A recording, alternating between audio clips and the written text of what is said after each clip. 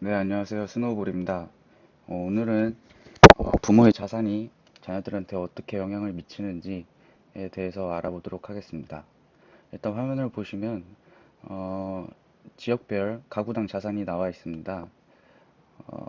서울 같은 경우는 6억, 그리고 전남이나 충남 같은 경우는 3억 정도, 2019년 정도에 약 2배 정도가 차이가 납니다. 그러면은 지역별 사교육비를 한번 보시겠습니다. 서울 같은 경우는 53만 원, 월에 53만 원, 전남은 23만 원 정도로 차이가 나죠. 자산은 2배가 차이 나는데 사교육비는 2배 이상이 차이가 나게 됩니다. 그러면은 자녀 같은 경우는 그 해당 교육을 더 비싼 교육을 들을 수 있고 더 비싼 교육을 들으면은 좋은 대학에 가겠죠.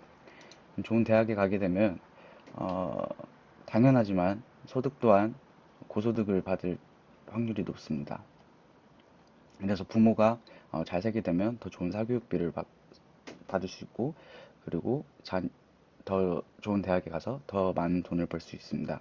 단순히 여기서 끝나는 게 아닙니다.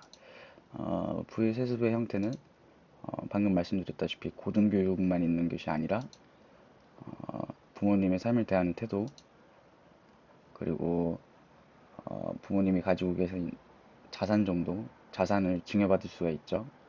아까 보시다시피 자산이 최대한 2배 정도 차이가 났었죠. 지방 같은 경우는 3억, 서울은 6억. 그리고 부모님이 아무래도 여력이 좋으시다 보니까 아, 좋은 음식을 먹고 좋은 말을 듣고 아무래도 좋은 가정 환경에서 많은 것을 보고 배웠을 겁니다.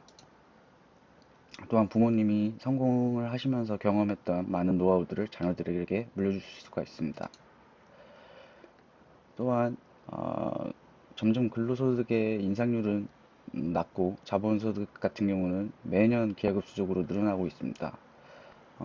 이 때문에 점점 교육의 차이 그리고 소득의 차이가 발생을 하게 됩니다. 여기서 저희가 어떻게 대응을 해야 될까 한번 생각을 해봤습니다.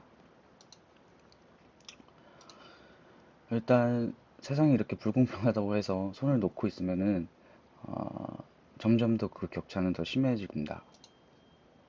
그래서 자기가 돈을 교육을 적게 받고 돈을 좀 적게 벌더라도 어, 본인의 지출 관리를 해야 됩니다. 요즘에는 욜로나 뭐 SNS, 인스타 이런 걸 통해서 본인이 소비하는 거를 외부적으로 보여주고 자기가 어떤 옷을 입고 이런 거에 대해서 너무 많은 초점이 되어 있다고 생각하는데 최대한 많이 아껴야 된다고 생각을 합니다. 뱅크 샐러드 같은 경우, 어플 같은 경우를 이용하면은 본인의 계좌이체나 지출 내역을 상세적으로 볼 수가 있습니다.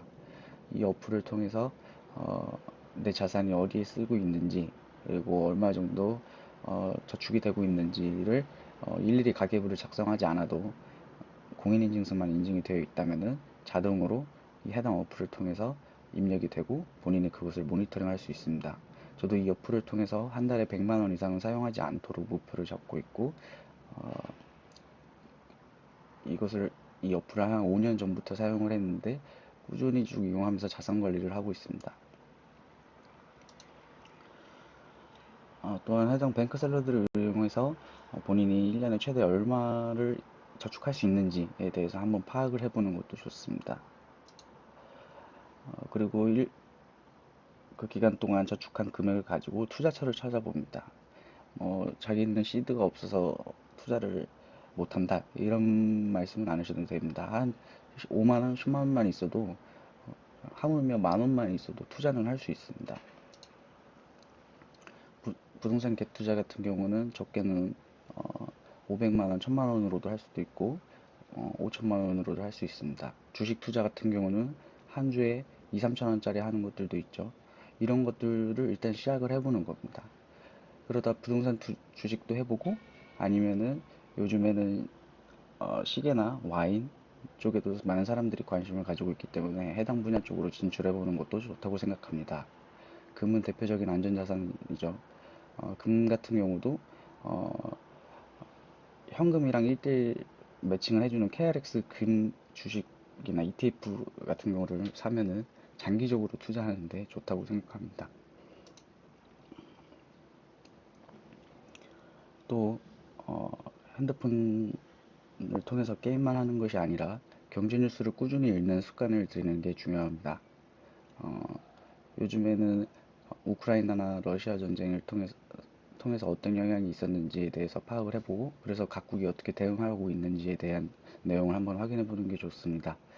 우크라이나 같은 경우는 주로 곡물을 많이 생산하는 나라고, 러시아 같은 경우는 천연가스를 많이 생산하는 나라죠. 둘이 전쟁을 일으키면서 곡물도 천연가스도 가격이 많이 상승했습니다.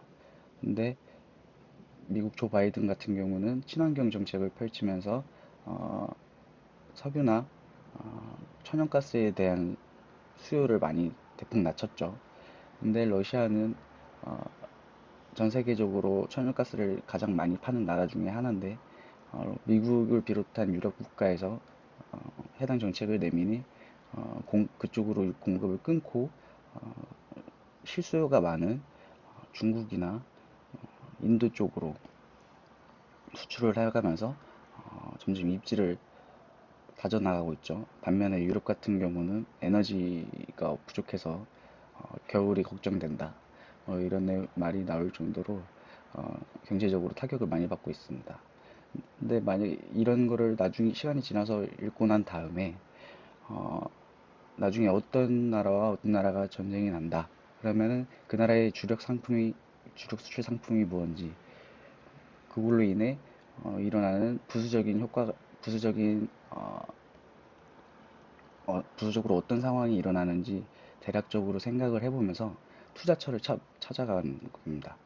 이런 식으로 본인의 기본 지식을 계속 쌓아나가면서 다음 투자처를 찾아가는 그런 습관이 중요하다고 생각합니다.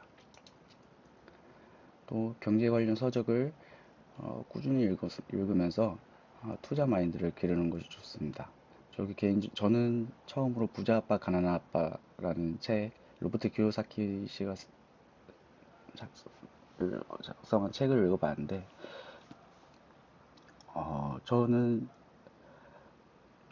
그냥 좋은 대학에 가서 좋은 직장에 가는 게 최선이라고 생각했던 입장에서 해당 서적을 보고 많은 충격을 받았어요. 그리고 앞으로 직장 생활만으로는 부자가 되기는 힘들겠다라는 생각이 들었고, 그 이후로 계속 재테크 관련된 책을 읽고 있고, 부동산 투자도 하고 주식 투자도 하면서 기하급수적으로 자산을 늘리고 있습니다. 여러분도 관련된 서적이나 뉴스, 그리고 투자, 그리고 자산 관리를 통해서 본인의 소중한 자산을 잘 불리시고 지키시길 바랍니다. 이상입니다.